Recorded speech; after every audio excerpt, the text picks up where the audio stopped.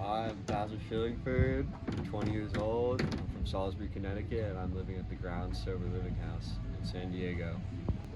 For a lot of my life, I never really knew who I was or what I wanted to do, and I found that smoking marijuana and just partying and hanging out with people that weren't really a good influence on me, I felt like I fit in. In reality, I was kind of just developing a crutch and an addiction to weed. I had no motivation to go to class or do work, so I didn't really feel like I had a purpose in life, so I just filled that void with smoking weed and isolating. I failed out of college and asked my parents to send me to rehab for a reset.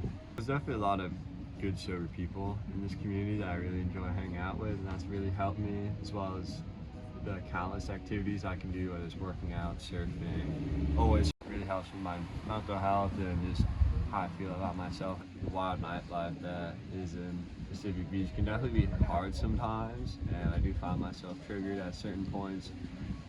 However, it's this weird paradox with San Diego, where the best places to get fucked up are also the best places to get sober. The support system is just endless out here, which is really great for my recovery.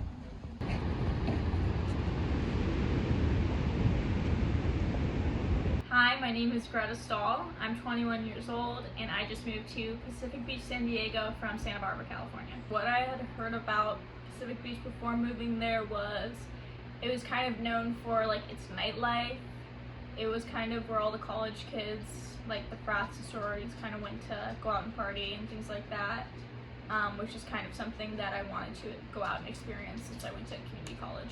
When it comes to San Diego and college students having a problem drinking, I think there definitely could be a problem. I think a lot of people who live down in PB are mostly there to drink and party, and sometimes will prioritize that over other things like work and school and things like that.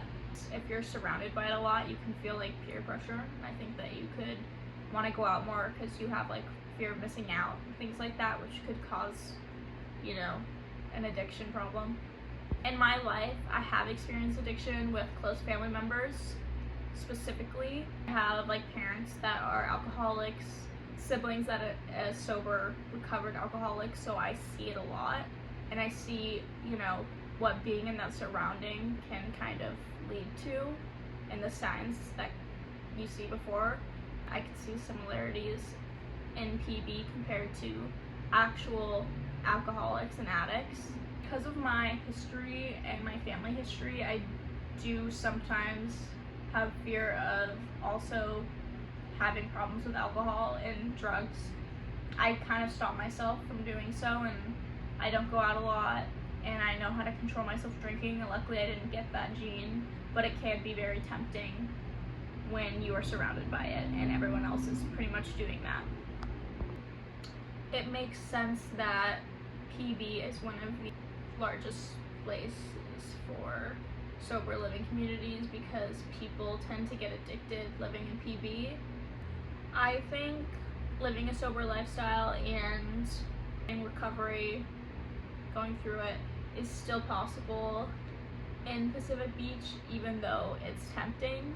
I think you just need to have the determination to, and the support from like friends and family and your sponsors to overcome it.